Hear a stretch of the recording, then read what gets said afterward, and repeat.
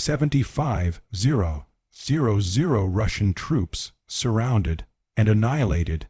It's being called one of the biggest defeats for Russia since the war began, and no, that's not an exaggeration.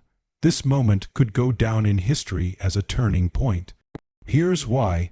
The battle didn't happen overnight. It was months in the making. A perfect storm of bad planning, overconfidence, and Ukraine's smart, brutal tactics. Russia walked into a trap, and by the time they realized it, it was already too late. Let's rewind for a second. As part of a broader push, Russia had been moving tens of thousands of troops into a key region they believed was vulnerable. The goal? Break through Ukraine's defensive lines, push west, and force negotiations from a position of strength. On paper, it looked solid. They had the numbers, they had the firepower, but what they didn't have was the element of surprise. Ukraine saw it coming. Intelligence, drones, satellite imagery, you name it. Every move was being tracked, and instead of resisting head-on, Ukrainian forces slowly pulled back, not because they were losing, but because they were luring the Russian columns deeper and deeper into a pocket, a deadly trap that would soon snap shut. And then it happened.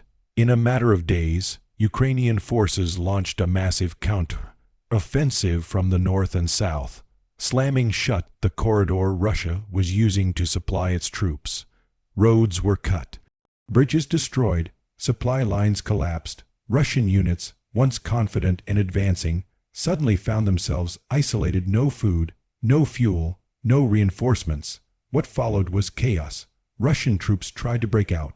Some attempted to flee across open fields. Others held their ground, waiting for orders that never came. Communication broke down. Air support didn't arrive. Morale shattered.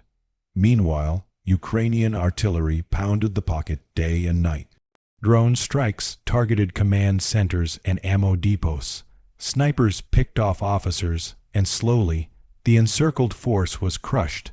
Estimates suggest over 75,000 Russian troops were either killed, wounded, or captured. That's not just a loss, that's a disaster. To put it in perspective, that's more soldiers than the entire army of some NATO countries, gone, in a single operation. And this wasn't just about numbers. The units trapped in the pocket included elite airborne regiments and experienced mechanized divisions. These weren't raw recruits. These were some of Russia's best, and they were wiped out. So, how did it happen? It came down to three things: arrogance, underestimation, and adaptation. Russia assumed Ukraine was too weak to launch a major counterattack. That assumption was deadly. Ukrainian forces, on the other hand, adapted. They stopped trying to match Russia's brute force and instead focused on mobility, precision, and information.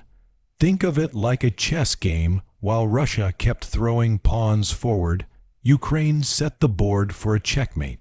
And it worked. This battle also highlights something deeper: a shift in momentum.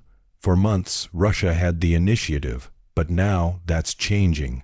Ukraine isn't just surviving anymore, it's striking back hard. And it's doing so with better weapons, better intel, and growing support from around the world. What's even more striking is the reaction inside Russia. State media tried to downplay the loss, but soldiers' families are speaking out. Videos are leaking. Soldiers who escaped are talking about betrayal, poor leadership, and being sent to die without a plan. The myth of Russian military invincibility, it's cracking, and fast. Of course, this war isn't over. Russia still has firepower, it still holds territory, and it's likely to retaliate. But militarily and symbolically, this defeat is a huge blow. It shakes the confidence of troops on the front line. It raises questions among commanders. And it sends a message: Ukraine is not giving up, not now, not ever. For people on the ground, this victory is more than strategy. It's survival. It means towns can be liberated. Civilians can return home. Kids can sleep without hearing shelling in the distance. For every Ukrainian family, it's a glimmer of hope in a long, brutal fight. And that's why this matters not just as a military story, but a human one. Now, the big question, what comes next? Can Ukraine keep the momentum? Will Russia regroup and strike back harder? Or is this the beginning of a broader collapse in the Russian war effort? Time will tell. But one thing is clear, the balance is shifting, and the world is watching.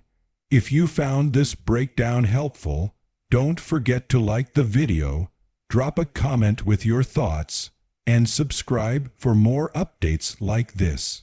What do you think this defeat means for the future of the war? Is this Russia's turning point, or just one brutal chapter in a much longer story? Let us know below, and thanks for watching.